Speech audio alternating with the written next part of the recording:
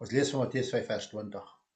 Ek sê vir julle, as julle getrouheid aan die wet nie meer inhou as die van die skrifgeleerdes en die fariseërs nie, sal julle nooit in die koninkryk van die hemel ingaan. Jesus se stelling hier is baie veelluistend. Hy sê nie gelyk nie, maar meer. Die skrifgeleerdes en die fariseërs was bekend van hulle uiterlike gehoorsaamheid aan die wet en hulle hoë agting onder die mense. Maar Jesus sê selfs dit is nie genoeg nie. As jou geregtigheid nie hulle sin oortref nie, sal jy nooit in die koninkryk van die hemel ingaan nie. Dit laat belangrike vrae ontstaan. Na watter soort regverdigheid verwys Jesus? Waar kom dit vandaan? En hoe lyk dit vandag in ons lewens? Die skrifgeleerdes en die fariseërs was die godsdienstige kenners van Jesus se dag.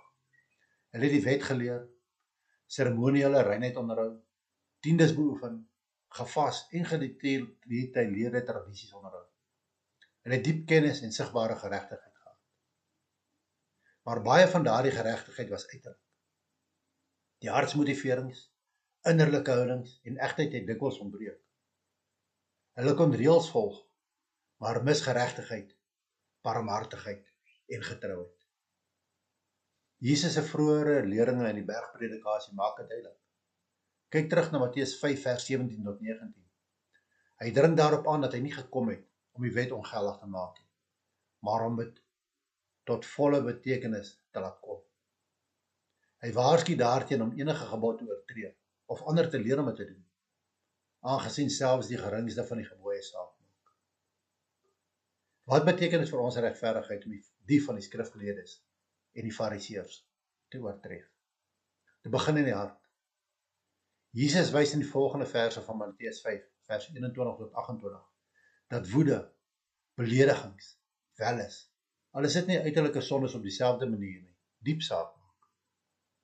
Gehoorsaamheid gaan nie net oor aksies nie, maar oor wat ons dink, voel en bedoel. Die fariseërs het dikwels godsdienstige dade gedoen vir reputasie, om gesien te word. Om regverdigheid te oortref, soek nie menslike applaus nie, maar eer tot God. Dit beteken nederigheid, om afhanklikheid van God te erken, eerder as om op jouself te wil roem. Ware geregtigheid is nie selfgemaak nie, maar kom deur verhouding met Christus en die werk van die Heilige Gees. Dit behels bekering, geloof, voortdurende transformasie. Om te verstaan hoe dit lyk om geregtigheid te oortref, begin Jesus die bergpredikasie met die saligsprekinge. Kom ons kyk na 'n paar van hierdie. Hy sê, geseënd is die armes van gees, want die koninkryk van die hemele is hulle sin. Geseënd is die wat honger en dors na geregtigheid, want hulle sal versadig word. En laastens kyk ons na die een wat sê, geseënd is die wat vervolg word weens geregtigheid, want die koninkryk van die hemele is hulle sin.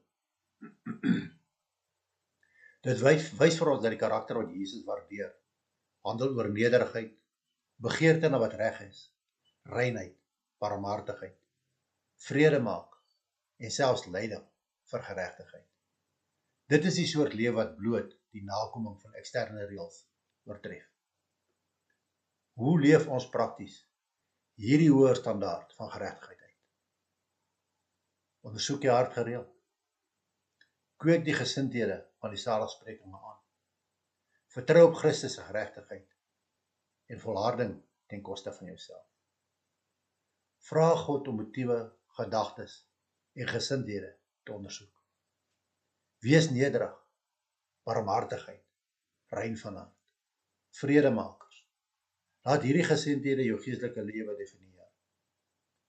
Erken dat ons nie die skrifgeleerdes en die fariseërs ons eie krag kan oortref nie. Ons het Christus se toegerekende geregtigheid nodig en die transformerende geregtigheid van die Gees wat in ons werk.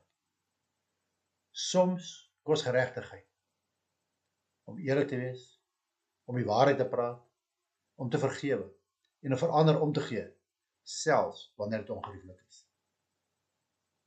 Om geregtigheid te oortref beteken dikwels om dieper te gaan, teenkultureel te wees en vas te staan wanneer dit moeilik is. Matteus 5:20 daag ons uit. Ons kan nie tevrede wees met uiterlike godsdienstigheid, reëlhandhawing of blote tradisie nie. Jesus roep ons tot geregtigheid wat oortref. Hy roep ons na harte wat deur genade vernuwe is, na motiewe in lyn met God, tot lewens gevorm deur nederigheid, barmhartigheid, reinheid, verlange na wat reg is. Mag ons nie net die uiterlike geregtigheid van die skrifgeleerdes en die fariseërs navolg nie, maar deur God se genade 'n geregtigheid leef wat werklik Christus weerspieël, sodat ons burgers van die koninkryk kan wees, en dit nie deur ons optrede nie, maar deur sy lewe in ons.